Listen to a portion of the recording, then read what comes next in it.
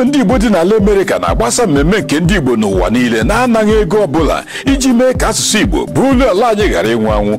Ya bụ, ị nwere amamọkwa ma ọ bụ ịgbasa ozi maka mmemme dịka ọgbakọ ukwu ma ọ bụ convention, iri ji nke omenala Igbo, ịlụ nwaanyị ma ọ bụ ịgba nkwụ, ncheta ndụ ọma ma ọ bụ ọnwụ mmadụ, Igbo Network ga-enyere gị aka ime ka ọha na eze mara.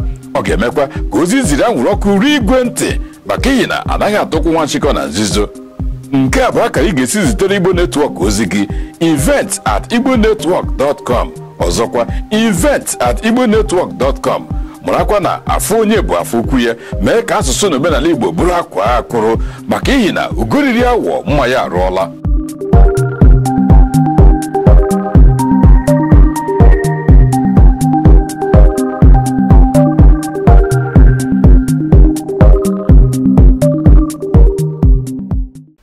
Ndị ala anyị bụ ụmụ Igbo bi na mba ụwa dị iche iche, ekele m unu. Nke a bụ maka amamọkwa banyere mmemme dị iche iche nke ndị Igbo n'obodo Florida nke Amerịka.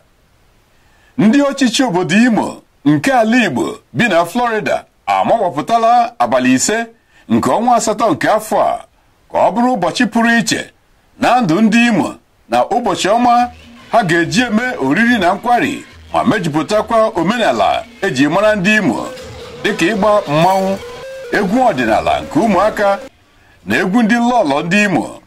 Aka na-achị ndị Imo na Tampa, Florida bụ Dr. Nduka Mmadụagwụ enyela ntụziaka na mmemme nke ụmụ Imo na Tampa nke afọ a bụkwa ụzọ ha ga-esi ekwu ọnyanta ego ha ga-eji enyere ụmụ akwụkwọ na mahadum nke Federal Polytechnics Neked aka. Ọ gara n'ihu wee kwuo na ndị nzukọ ndị Imo nke Tampa adịlarị njikere inye ụmụ akwụkwọ 10 ọzụzụ atụrụ ga-eme ka ha gụọ akwụkwọ n'efu. Dr. Mmadụagwụ kwukwara na ndị Imo bi na Tampa nwekwara atụmatụ pụrụ iche ha ji etere ndị ogbenye ụlọ ha agba n'ọnọdụ inyere ndị ha bi n'obodo ha aka. Dr. Mmadụagwụ gbadosiri ụkwụ ike n'ala wee kelee onye isi oche nke nhazi mmemme a bụ Chief Emmanuel Eke, onye isi oche na-ahụ maka ọzụzụ atụrụ bụ ọkammụta Dr. Ọhaegbulem, onye mmụta akwụkwọ na anụ ọkụ n'obi. O kelekwara Maazị Anthony Onyedimma, aka na-edere ndị otu akwụkwọ, na onye nsota nhazi nke mmemme a bụ Maazị George Ikeagwụ maka mgbalị ha iji mee ka mmemme a gaa n'ihu.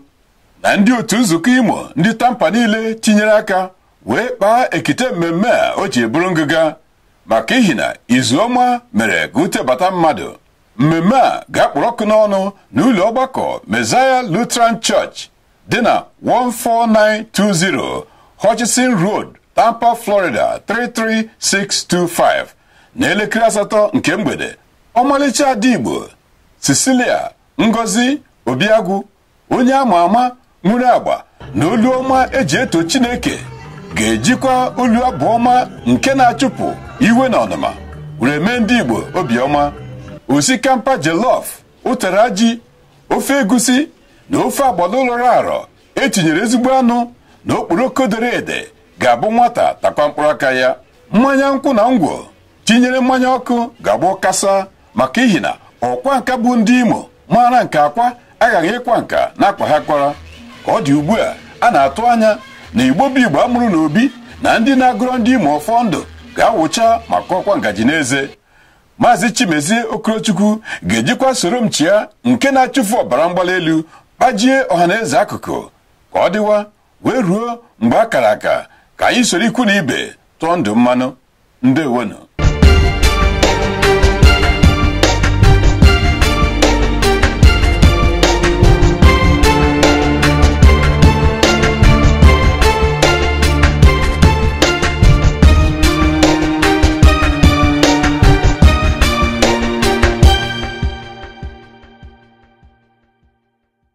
Onyonyo ndị Igbo dị n'ala Amerịka na-agbasa mmemme nke ndị Igbo n'ụwa niile na-anaghị ego ọbụla iji mee ka asụsụ Igbo bụrụ ala anyị ghara ịnwụ anwụ.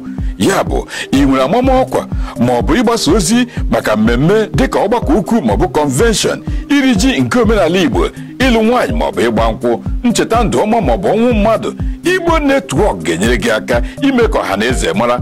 ọ ga-emekwa ka ozi ziri anwụrụ ọkụ ruo igwe ntị maka ihi na anaghị atụkwu nwa nchịkọ na nzuzo.